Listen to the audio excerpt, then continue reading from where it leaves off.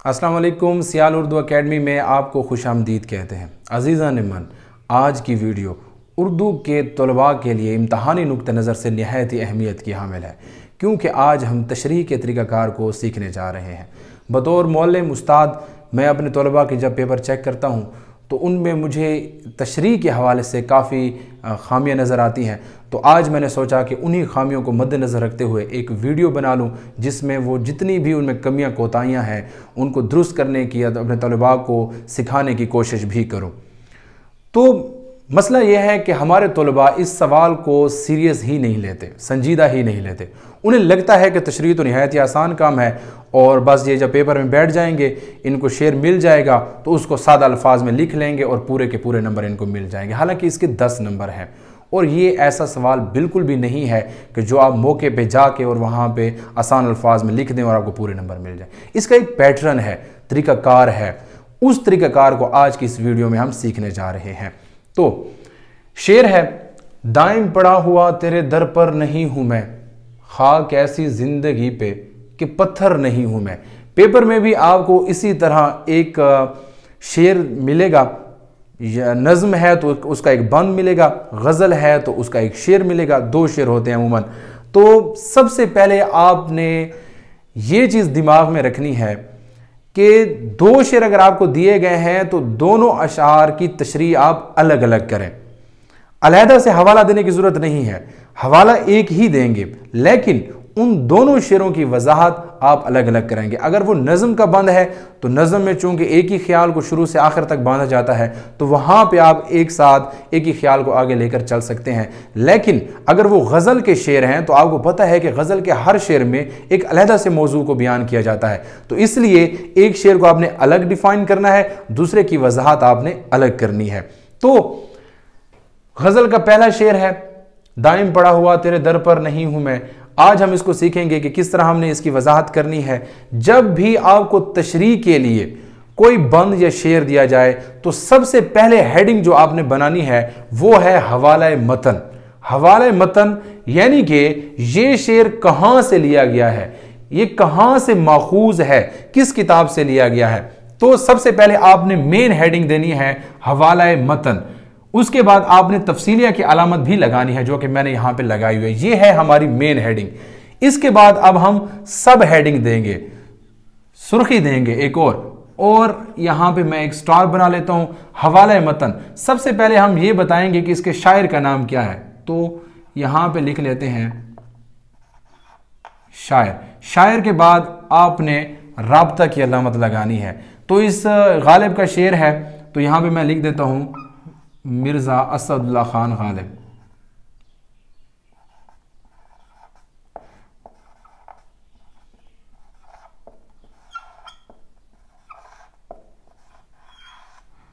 तो ये दिमाग में रखें कि बिल्कुल नाम बिल्कुल ठीक लिखना है शायर का, ऐसा ना हो कि नाम कोई और हो और आप कोई और लिख रहे हो। गालिब है तो इसके ऊपर अलामत तखल्लुस भी लगा दी गई है। तो अब हम हवाला दे रहे हैं। सबसे पहले हमने ये बताया कि ये शेर किस शायर का है, तो शायर है मिर्ज़ा असदुल्ला खान गालिब। अब उसके बाद हम ये बताएंगे कि ये सिन्फ कौन सी है, सिन्फ। अब ये चूंकि गजल है तो यहां पे सिर्फ मैं गजल लिख दूंगा। इसके बाद मुझे उन्वान लिखने की जरूरत पेश नहीं आएगी। अगर ये नज़म होती, मिसाल के तौर पर पेपर में तो आपको नज़म का भी सवाल मिलेगा ना कि इस नज़मिया बंद की तशरीह करें। अगर ये कोई नज़म होती, कोई नज़मिया बंद होता, तो फिर आपने सिन्फ में नज़म लिखना है। जब आप यहां पे नज़म लिखेंगे तो फिर एक और सुर्खी बनाएंगे और उस सुर्खी में आप लिखेंगे नज़म का उन्वान, क्योंकि नज़म का कोई ना कोई उन्वान होता है, गज़ल का उन्वान नहीं होता। गज़ल के हर शेर में अलग से मौजू को बयान किया जाता है, लेकिन नज़म का कोई ना कोई उन्वान होता है। मिसाल के तौर पर वैसे ही हम फर्ज कर लेते हैं कि ये कोई नज़म है, ये नज़म है और इसके शायर कौन है, जोश मली आबादी। सिर्फ कौन सी है, नज़म है। नज़म का उन्वान, नज़म का नाम तो जलवा सहर, कोई भी नज़म हम यहाँ पे ले सकते हैं। लेकिन अगर ये गज़ल है तो फिर आपको यहाँ पे नज़म लिखने की या नज़म का उन्वान लिखने की ज़रूरत नहीं है, बल्कि इसकी जगह हम एक और सुर्खी बना सकते हैं माखूज की, कि ये जो शेर हमारे सामने है ये कहाँ से अखज़ किया गया है, कहाँ से लिया गया है। तो ये चूंकि गालिब का शेर है तो हम यहाँ पे लिख देते हैं दीवाने गालिब, क्योंकि पेपर में जो आपको गालिब का शेर मिलेगा वो दीवाने गालिब से ही दिया होगा। इसी तरह और भी अगर मिसाल के तौर पर सेकंड ईयर का पेपर है, उसमें शकीब जलाली की शकीब की कोई गज़ल आ जाती है तो रोशनी ए रोशनी उसकी किताब है। इसी तरह और भी शोरा की किताबें आपको याद होनी चाहिए।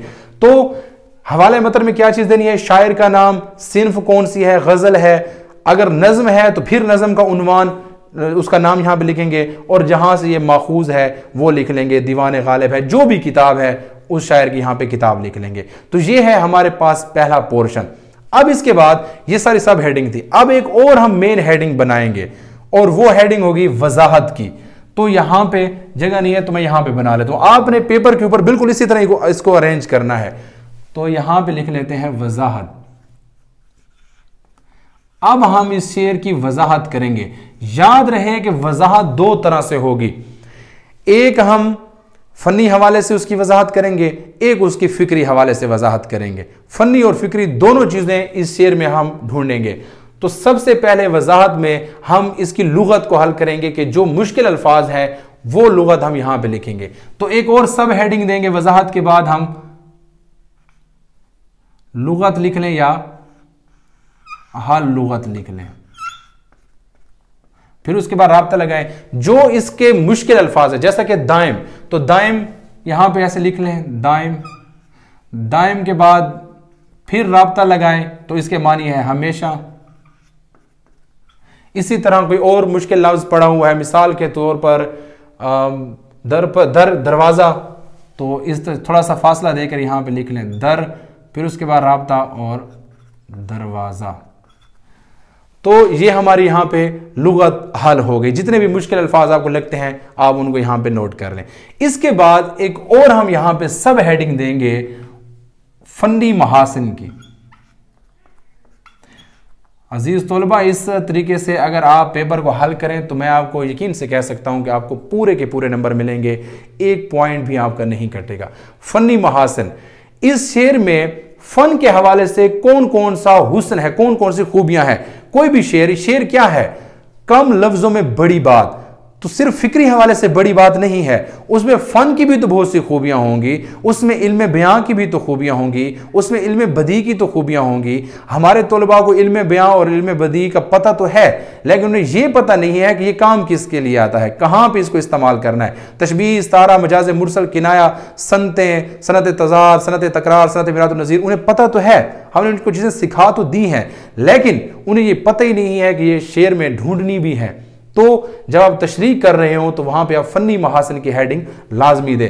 तो फनी हवाले से जब हम शेर में देखेंगे कि कौन कौन सी खूबियां हैं, तो हम सबसे पहले इसके मक्ता और मतला को देखेंगे कि क्या ये गजल का मतला है या मक्ता है। अगर ये मतला है तो यहां पे लिख देंगे मतला। तो ये इसका फनी महासिन में इसकी पहली खूबी क्या है कि ये मतला है। ठीक हो गया भाई।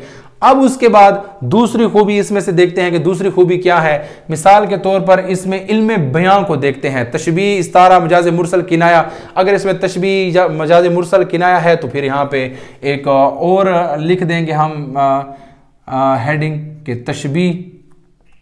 तो तशबीह कौन सी है वो पूरी वजाहत कर देंगे कि ये इसमें तशबीह। मिसाल के तौर पर इसी गजल का अगला शेर आप देख लें कि क्यों गर्दिश मुद्दाम से घबरा न जाए दिल, इंसान हूं प्याला व सागिर नहीं हूं मैं। तो यहां पे गर्दिश मुद्दाम की निस्बत से प्याला व सागिर की तशबीह इस्तेमाल की गई है। तो ये पूरी लाइन आपने यहां पे लिख देनी है कि यहां पे फलां चीज को फलां चीज से तशबीह दी गई है, अगर इसमें तशबीह मौजूद है। अगर इस्तारा है, मिसाल के तौर पर शेर आ गया कि पलकों से गिर न जाए ये मोती संभाल लो, दुनिया के पास देखने वाली नजर कहां। तो आपने लिखना है कि यहां पे शायर ने मोतियों की चमक दमक की वजह से, आंसुओं की चमक दमक की वजह से उसे मोतियों से, उसके लिए मोतियों का इस्तारा यहां पे मुस्तार लिया है। तो यहां पे अगर तशबीह है, इस्तारा है, मजाज मुरसल है, किनाया है, जो भी है वो यहां पे आपने लिख देना है। इसके अलावा अब हम इल्म बदी की जानिब आ रहे हैं ना, सनतें। अगर आपको इल्म बयां, इल्म बदी के बारे में इल्म नहीं है, पहली मरतबा ये लफ्ज़ सुन रहे हैं, तो मेरे चैनल पे जाएं, वहाँ पे तफसीर के साथ मैं इसकी वीडियो बना चुका हूँ, जहाँ पे तशबीह, इस्तारा, मजाज मुरसल को भी डिफ़ाइन कर चुके हैं, सनत तज़ाद, सनत तकरार, सनत मिरात नज़ीर, लफ़ व नशर, बहुत सी सनतें भी हम वहाँ पे डिस्कस कर चुके हैं। तो वो आप वहां से सीख सकते हैं। तो दाइम पड़ा हुआ तेरे दर पर नहीं हूं मैं, अब इसमें हम इल्म बदी ढूंढ रहे हैं। तो एक लफ्ज हमें मिला है दर, दाइम पड़ा हुआ तेरे दर पर नहीं हूं मैं, खाक ऐसी जिंदगी पर कि पत्थर नहीं हूं मैं। 3 लफ्ज है, दर, खाक और पत्थर। तो यहां पे सनत मिरातुन नजीर मौजूद है। कौन सी सनत? सनत मिरातुन नजीर, दर, खाक और पत्थर। तो यहां पे आप लिख सकते हैं मिरातुन नजीर, सनत मिरातुन नजीर। तो ये किन अल्फाज में है? दर, खाक और पत्थर। तो ये 3 ऐसे अल्फाज हैं जिनके दरमियान में एक ताल्लुक है और ये ताल्लुक तजाद का नहीं है। इस वजह से ऐसी सनत जिसमें एक ताल्लुक, लफ्ज़ों में ताल्लुक हो और वो ताल्लुक तजाद का ना हो, उसे सनत मिरातुन नज़ीर कहते हैं। तो फ़नी महासिन, इसके अलावा अगर इसमें कोई मुरक्कब इस्तेमाल हुआ है, मुरक्कब इजाफ़ी है, मुरक्कब तौसीफ़ी है, कोई सिफ़त इस्तेमाल हुई है, जो कुछ इस्तेमाल हुआ है फ़न के हवाले से, वो सारी चीज़ें आपने वजाहत के इस पोर्शन में लिख लेनी है। अब उसके बाद जो सवाल हमसे पूछा गया था तशरीह का, कि हवाला देते हुए इस शेर की तशरीह करें, तो अब हम बढ़ रहे हैं उस तशरीह की जानिब। अब यहां पे हम एक और हेडिंग देंगे, ये फिर मेन हेडिंग है। याद रहे कि 3 हमारी मेन हेडिंग थी, बाकी सब हेडिंग थी। पहली मेन हेडिंग हवाला मतन की, फिर उसमें मतन के हवाले से हमने बहस की, फिर उसके बाद वजाहत में फिर फ़नी महासन को डिस्कस किया। अब तशरीह में अब इस शेर के फ़िक्री रुझानात या फ़िक्री नज़रियात को हम डिस्कस करेंगे। इसके लिए मैंने कुछ यहाँ पे मुतफ़र्रिक़ जुमले भी लिख दिए हैं, आप इन जुमलों से भी इस्तेफ़ादा कर सकते हैं और लाजमी इन जुमलों को आप अपने पास नोट कर लें, इनको याद कर लें, और कोई भी अगर पेपर में कोई भी शेर आ जाए तो ये जुमले आप लिख सकते हैं। जैसा कि पहला जुमला मैंने यहाँ पे लिखा है मुतफ़र्रिक़ जुमलों में, ये शेर फसाहत व बलागत का बेहतरीन नमूना है। ये ऐसे जुमले हैं कि कोई भी शेर आ जाए तो वहाँ पे आप लिख सकते हैं कि फसाहत व बलागत का बेहतरीन, यानी कि फसाहत व बलागत से मुराद ये आसानी से समझ आने वाला और मौके मुनासबत से अच्छे अल्फाज के साथ यहाँ पे इस शायर ने अच्छे अल्फाज का इस्तेमाल इस शेर में किया है। ये शेर फसाहत व बलागत का बेहतरीन नमूना है, अगरचे शायर ने मुश्किल अल्फाज और तरकीब का इस्तेमाल किया है। अगर उस शेर में मुश्किल अल्फाज हैं, और अमूमन ऐसे शेर पेपर में दिए जाते हैं जिनमें कुछ ना कुछ मुश्किल अल्फाज और तरकीब होती हैं, लेकिन बतौर मजमूई इसमें बुलंद और उम्दा ख्याल पेश किया गया है। तो ये लाइन आपने याद कर लेनी है। शायर कहता है कि अब जो कुछ यहाँ पे शायर कह रहा है वो आपने इस तशरीह के पोर्शन में लिख देनी है। जो आपको यहाँ पे फिक्र इसमें महसूस हुई वो यहाँ पे लिख सकते हैं। ये गज़ल के हवाले से शेर है, तशरीह है। अगर इसी तरह हमद का कोई शेर आ जाता है तो उसके लिए आप क्या लिखेंगे? ज़ेर नज़र तशरीह तलब शेर में अल्लाह ताला वहदहु ला शरीक की अज़मत व किबरियाई बयान करते हुए शायर कहता है कि, तो यहाँ पे अगर हमद है तो फिर ये जुमला लिखें, और अगर नात का कोई शेर पेपर में आ गया है तो आप लिखें शेर में सरवर दो आलम सल्लल्लाहु अलैहि वसल्लम की बारगाह में नजराना अकीदत पेश करते हुए शायर कहता है कि। इस तरीके से जब आप शेर की तशरीह करेंगे तो मैं आपको दावे के साथ कह रहा हूँ कि आपको पूरे के पूरे नंबर मिलेंगे। एक चीज़ और भी यहाँ पे मैं शामिल करूँगा, जब आप तशरीह कर रहे हों तो तशरीह के बाद लाजमन आप उस तशरीह के हवाले से मिलता जुलता कोई ना कोई शेर यहाँ पे लाजमी लिखें।